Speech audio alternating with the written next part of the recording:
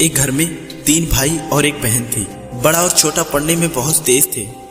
उनके माँ बाप उन चारों से बहुत प्यार करते थे, मगर मझले बेटे से थोड़ा परेशान थे। बड़ा बेटा पढ़ लिख कर डॉक्टर बन गया, छोटा भी पढ़ लिख कर इंजीनियर बन गया, मगर मझला बिल्कुल आवारा और गंवार बन के ही रह गया। सबकी शादी हो गई। बहन और मझले को छोड़कर दोनों भाइयों ने लव मैरिज की थी। बहन की शादी भी अच्छे घराने में हुई थी। आखिर भाई सब डॉक्टर और इंजीनियर जो थे, अब मझले को कोई लड़की नहीं मिल रही थी। बाप भी परेशान और माँ भी परेशान। बहन जब भी मायके से आती तो सबसे पहले अपने बड़े और छोटे भैया से मिलती, मगर मझले से कभी नहीं मिला करती थी, क्योंकि ना तो वह कुछ दे सकता था और ना ही वह जल्दी घर पे मिलता था। पैसे पर वो दिहाड़ी पे मजदूरी करता था, पढ़ नहीं सका था ना, इसलिए नौकरी कौन देता। मझले की शादी किए बिना पिता गुजर गए। माँ ने सोचा कहीं अब बंटवारे की बात ना निकले, इसलिए अपने गांव की एक सीधी सादी लड़की से मंझले की शादी करवा दी।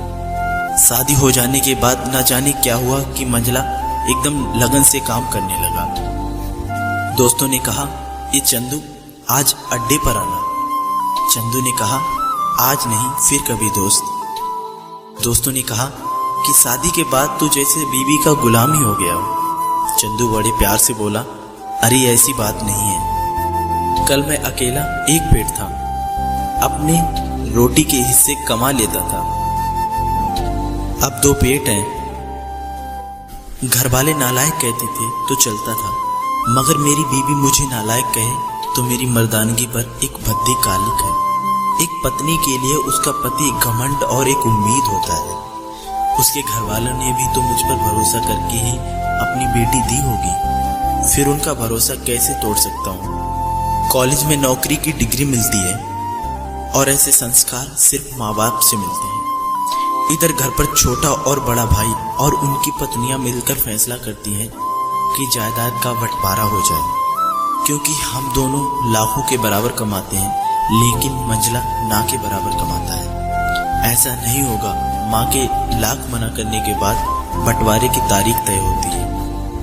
बहन भी आ जाती है, लेकिन चंदू है कि काम पे निकलने के लिए ही बाहर आता है। उसके दोनों भाई उसको पकड़कर भीतर लाकर बोलते हैं कि आज तो रुक जा, बंटवारा कर ही लेते हैं। वकील कहता है ऐसा नहीं होता है, साइन करना होता है। फिर चंदू अपने भाइयों से कहता है, तुम लोग बंटवारा करो, जो मेरे हिस्से में हो वो मुझे दे देना, मैं शाम को आकर अपना बड़ा सा अंगूठा चिपका दूंगा पेपर पे। बहन कहती है, अरे बेवकूफ, तू गवार का गवार ही रहेगा, तेरी किस्मत इतनी अच्छी है कि तुझे इतने अच्छे भैया और भाभी मिले। फिर माँ भी बोली कि अरे चंदू आज रुक जा।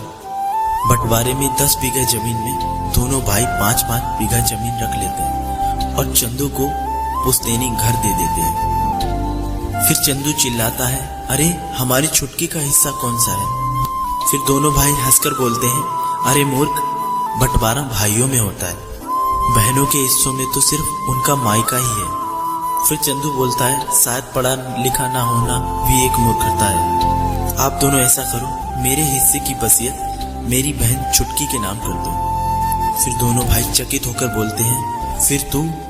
चंदू माँ की ओर देखकर मुस्कुराकर बोलता है, मेरे हिस्से में माँ है। फिर अपनी बीवी की ओर देखकर मुस्कुराकर बोलता है, क्या मैंने गलत कहा?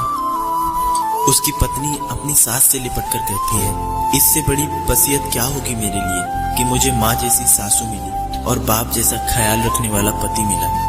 बस यही शब्द थे जो बंटवारे को सन्नाटे में बदल देते हैं। बहन दौड़कर रोकर अपने गंवार भैया के गले से लगती है और कहती है, मुझे माफ कर दे भैया, क्योंकि मैं समझ ना सकी आपको।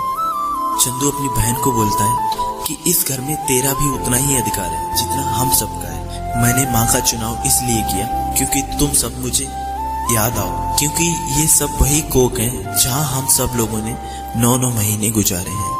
माँ के साथ साथ तुम्हारी यादों को भी मैं रख रहा हूँ। दोनों भाई दौड़कर मझले से गले रखकर रोते रोते कहते हैं, आज तो सचमुच का बाबा लग रहा है। सबकी पलकों पे पानी ही पानी है। सब एक बार फिर से साथ साथ रहने लगते हैं। दोस्तों, जब लोग अनपढ़ थे तो परिवार एक हुआ करते थे। मैंने टूटे हुए परिवारों में अक्सर पढ़े लिखे लोग ही देखे हैं।